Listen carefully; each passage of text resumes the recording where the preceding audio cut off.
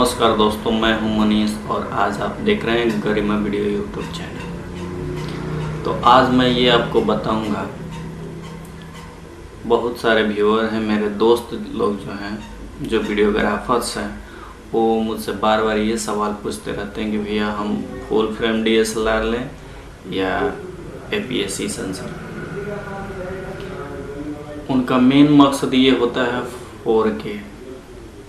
4K लेने के चक्कर में वो लोग बोलते हैं कि फुल फ्रेम और क्रॉप फैक्टर का APS-C सेंसर कौन सा लें, जो मुझे 4K तो दोनों में होता है तो मैं लूँ कौन सा।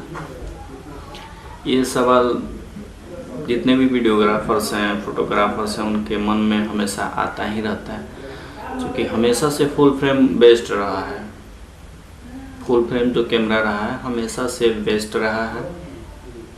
उसकी पिक्चर क्वालिटी, उसका डायनेमिक रेंज बहुत अच्छा होता है। जैसे APS-C सेंसर के जो कैमरे हैं बहुत अच्छा परफॉर्म कर रहे हैं, रिजल्ट भी अच्छा दे रहे हैं और दाम भी अच्छा खासा है, ठीक ठाक है, बजट का है।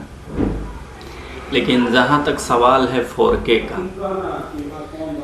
सभी मेरे मित्रों का यही कहना था कि भाई मुझे 4K लेना है और मैं चाहता हूँ कि फुल फ्रेम में लूँ या APS-C सेंसर में लूँ।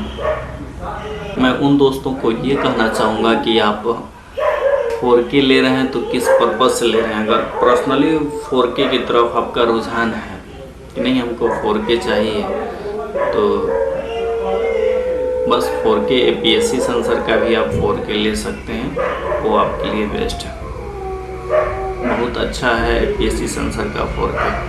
अब मैं ये बात क्यों कह रहा हूँ, क्योंकि APS-C सेंसर का जो 4K है और फुल फ्रेम का जो 4K है उसमें बहुत ज़्यादा अंतर नहीं, क्योंकि जो सेंसर साइज मिल रहा है दोनों का एक ही मिल रहा है। फुल फ्रेम वाले मतलब वो नहीं होता है भोजपुरी भाषा में जर्ती काटने वाला, तो वो लोग कैंची लगा दे रहे हैं, बार बार कैंची लगा दे रहे हैं और फुल फ्रेम को फिर से क्रॉप कर दे रहे हैं। तो 4K के लिए यदि आप ले रहे हैं और फुल फ्रेम में ले रहे हैं तो फुल फ्रेम में वो लें जिसमें क्रॉप ना हो। और मुझे नहीं लग रहा है कि जिस बजट में आप लोग पूछ रहे हैं उसमें अगर कोई भी DSLR लेते हैं तो उसमें फुल फ्रेम का अगर DSLR लेते हैं तो क्रॉप सेंसर कर देता है 4K के समय में। तो फिर मुझे लगता है कि आपका जो पैसा है 4K के नाम पे वेस्ट हो जाएगा, बर्बाद हो जाएगा। तो इसलिए आपको अगर 4K ही चाहिए तो आप APS-C सेंसर में 4K ले सकते हैं, जो सेम फुल फ्रेम के जैसा उसका 4K है। बड़े बड़े मैं कैमरे के बारे में बता सकता हूं जिसका 4K एकदम APS-C के साइज का हो गया है, क्योंकि जितनी कैमरा कंपनियां हैं, चाहे कैनन हो, निकॉन हो, ये सब क्रॉप करना शुरू कर दिया है। अभी सोनी ने बहुत कुछ सुधारा है, तो आप अगर नए हैं तो सोनी की तरफ भी रुख कर सकते हैं। अगर आपको चाहिए कि उन कैमरों का नाम बताएं,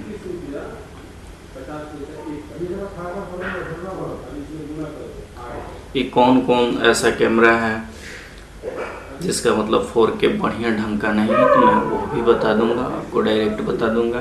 क्योंकि आप लोग बहुत दिनों से कह रहे थे कि 4K, तो 4K अगर लेना है तो बहुत हाईगर रेंज का अगर लेते हैं, बहुत हाईगर रेंज का अगर 4K DSLR है या मिररलेस है, तो उसमें अगर जाते हैं तो हमको लग रहा है, जिसमें ये भी देख लीजिए, आप अपना रिव्यू देख लीजिए, पढ़ लीजिए, क्योंकि बजट हमको लगता है कि बहुत ज़्यादा हो जाएगा।